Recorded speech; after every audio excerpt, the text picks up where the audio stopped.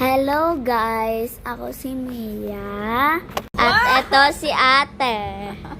Uy, wag kang mahiya. Okay. Sorry guys, mahilahin lang po si ate ko. Si ate Shy po yan. Shy as shy. Okay, i-check natin yung display natin ni ate.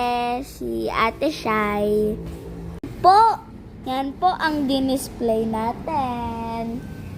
Ito muna akin. Ito. Maganda ba? At ito kay ate. Flower pot.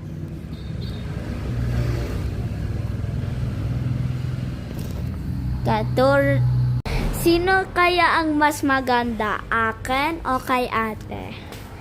I-write nyo sa comment section at i-like and subscribe nga natin at mag-comment, mag-share, mag-like and subscribe. Thank you. Bye!